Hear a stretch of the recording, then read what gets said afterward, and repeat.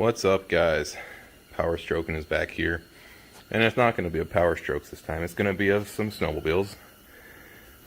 So this snowmobile here, how's that engine there? Bottom end's blown, cylinders are scored. Be roughly $600 to get that going again. And there's no seat, and there's no primary clutch or belt, and different miscellaneous parts. But what it does have is a 151-inch 2-inch lug track here with a 2.52 pitch that this Arctic Cat has, also a 2.52 pitch track. So, get what I'm saying here? Arctic Cat runs amazing. Yes, I know it's only 550cc, and this one was 800, but we're not here in the mountains, we're here in northeast Nebraska. So, I'm going to be changing that suspension track onto this one.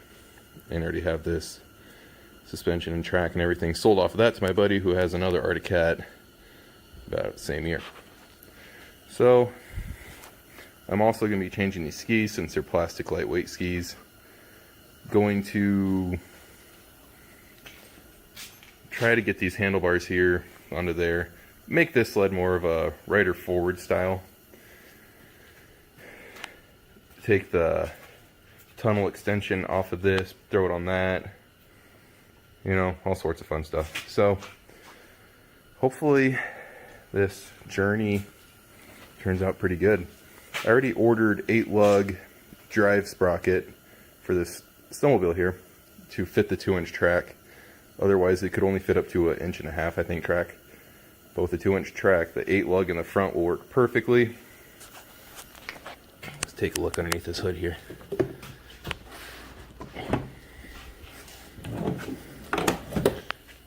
It's just nothing too special, just the old 550 Arctic Cat that runs very well. Fuel or carbureted. My buddy has a fuel injected one, but I'm gonna start by trying to change off these tracks, because right now we're in the middle of a blizzard. You can see out there or not. Right now we're about, say, about 4 or 5 inches of snow. It's gonna be some nice drifts out, so I'm not gonna do too crazy with tearing this one apart. I still want to drive this until the lugs come in and we can get that going. So I'm just going to start off by just tearing down this old sled. And this is a 2001 Skidoo Summit 800 with the reverse. It does work, it just needs to be turned a little bit, the drive gear. So, I mean, yes, hi. So if you're watching this and you have one, need some parts, I mean, there's going to be a lot up for sale that's off of this. An engine with a blown bottom end.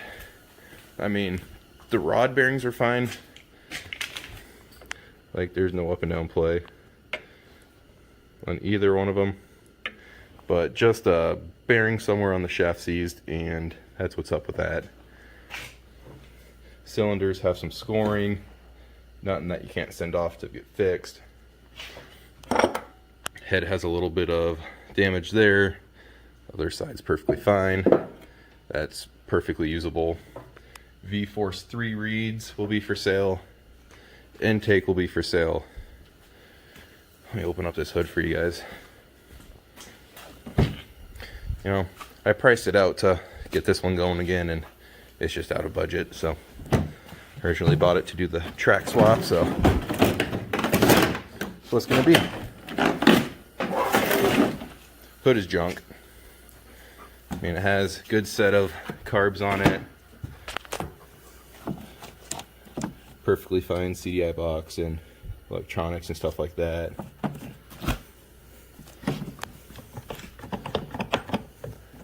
So yeah, this is gonna be my little project. It's gonna be a couple part series. I'm gonna start off by taking this running gear out, track off, and hopefully that'll be part 1. So stay tuned. Okay, so I got the 4 bolts out. Pretty simple. There's just on those hangers there, one on each side, and up front of the tunnel there's one on each side. That's literally all that holds it in here. So I got it propped up here. Let's see if I can do this one-handed.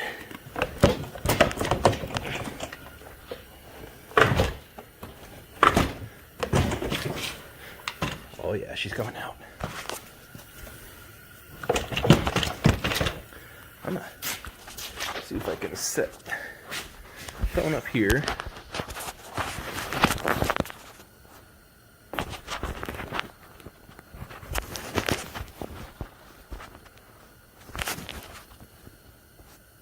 That should work. Sorry if you can't see anything.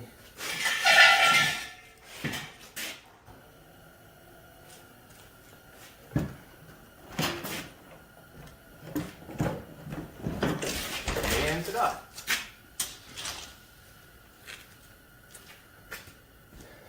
So, it's really simple taking the skid out. Again, this is a 151 track and skid, of course. So now I can check all the bogey wheels, make sure. Oh yeah, that feels good. I wonder how the back feels. I can't really tell without it mounted on, but yeah, that went quite a bit easier than I thought. Now I just have to deal with the drive shaft in there to pull that out to get the track out. So I'm gonna start doing that. Maybe do a little walkthrough of how to do it. Again, it's maybe 6 or 7 bolts that hold it all in. So I'm gonna get everything set up for that, and I'll be right back. Alright, so I got the chain case torn apart here. Got everything out of there, laying on the ground there. I guess there is water in there or something. All the cases look fine though. But anyways, yeah. Anyways, I'm gonna move to the other side. I believe it's like a 3-bolt flange on this side, if I'm not mistaken.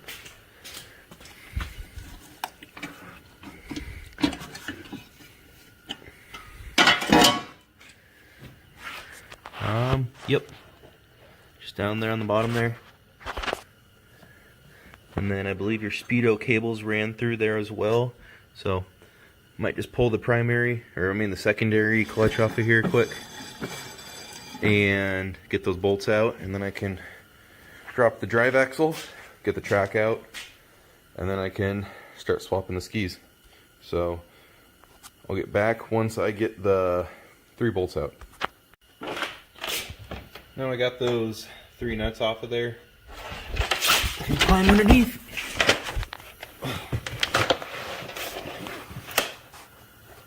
And should be able to wiggle it,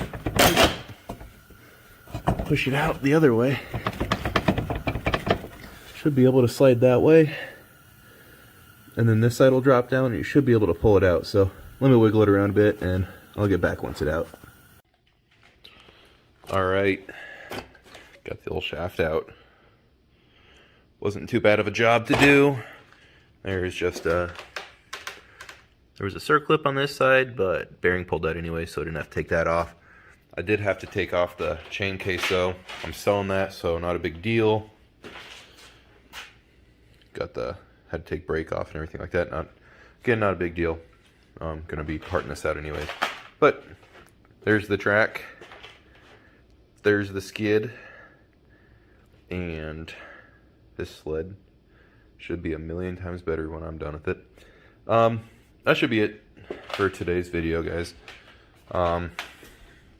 Hoping parts will be in by Wednesday or Thursday this next week. So hopefully I can get started on the swap. Wind went down actually quite a bit. So tomorrow should be about prime condition to ripping around the 550 tomorrow outside. So thanks for watching, guys. Subscribe if you want to stay tuned with this whole build. So see ya.